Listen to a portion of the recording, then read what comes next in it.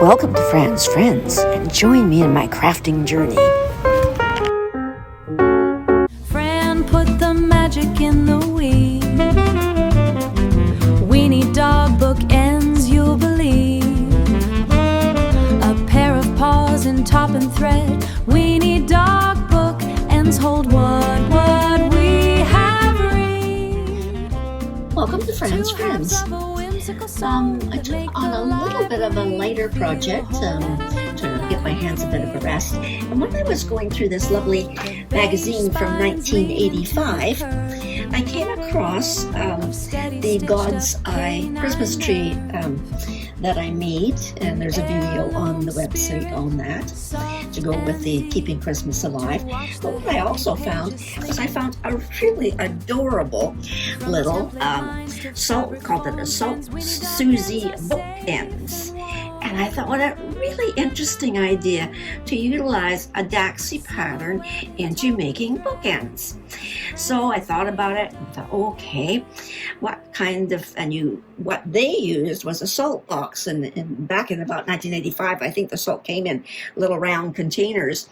And what they did was just filled it with sand and then covered it with fabric, put a head and a tail on it, and then some legs or paws.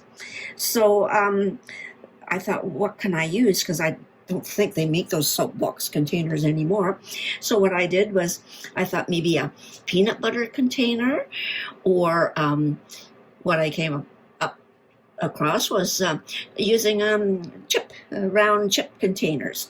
And I had bought 2 of them, ate the chips, and then covered them with fabric. So this is what I came out with. I cut the pattern out because there's patterns in the actual book. So something like this. So that's what I did is I cut out the patterns, and then what I did was I took hardstock and I glued the pattern onto the hardstock.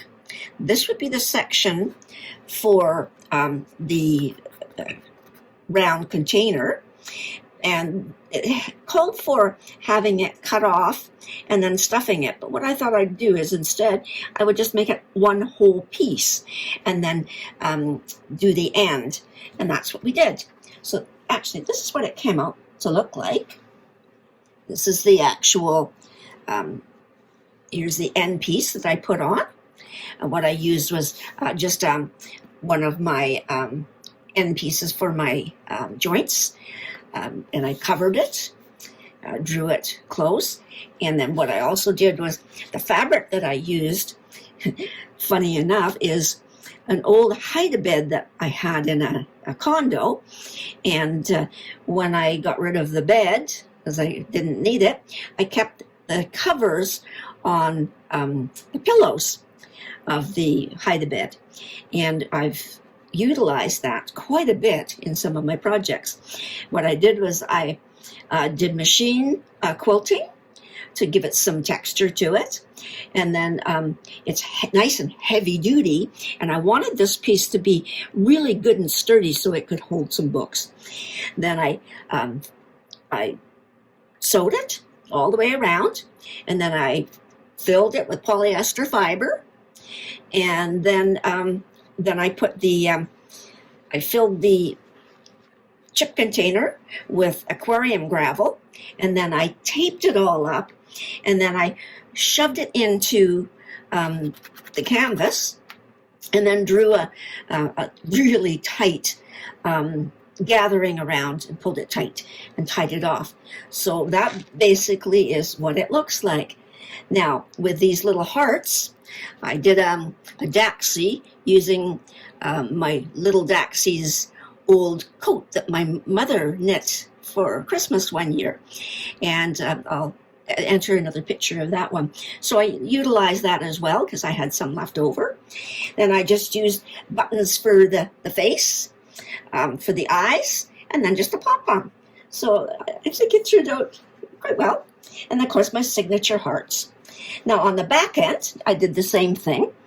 All I did was I just used the chip container and sewed it, just one seam down the bottom, and then I made the legs, and then the tail, inserted the tail into the back end and put the two discs on, covered discs. Now, there was a little bit of a space in between. So what I did is I took a little bit of roping and just gently put it in and glued it. So it gave it a little bit more of a better finish. And then put little buttons on to when I attached the legs. I measured the legs so that they would sit nice and flat. And so it wouldn't roll over, and it's really good and sturdy. Now the books themselves, what I did was I actually had some really special books that, from the family memories. So what I did was I covered the books, and that's in upholstery fabric, so it gave it sort of the texture and the color, and then just insert the two ends for my bookends. So there you have my Daxi bookends. And I really am quite impressed. Very simple pattern. Oh, it took me maybe 2.5, 3 days to do. And I was pleased. But that's how I did all the pattern pieces, all just on hardstock. And then I enlarged them because I wanted it a bit bigger. The one in the book was a bit small. And then the tail again. I made the tail longer. And then also the ears, I made the ears just as one piece. I did 2 pieces, but then I sewed a seam across. And then I put the other side lining on the bottom so that the ears, and all I did with these was I would cut out the pattern, draw the pattern around with a pencil, and then I would just take the 2 fabrics and just sew around and then cut.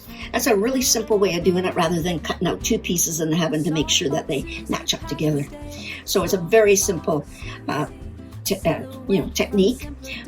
What I'll do is maybe do a short tutorial on just doing that particular thing for in a day or so. So there's my Daxi bookends, and that was really really quite easy to do, not like the AI generated 3D stork pattern that I had produced in March. So there you go. Simple little, some of these old books, if you go into old shops and stuff, just go through some of the old magazines, because I'm not sure whether this day and age they put, the actual pattern in, but, this is perfect. So, and because it's an old magazine, you're not going to do them all. There's the God's Eye that I did for the Christmas tree for my Keeping Christmas Alive. So lots of fun to be had in the world of creativity and crafting. So thanks for watching. From template lines to fabric form, friends, Weenie Bookends are safe and warm.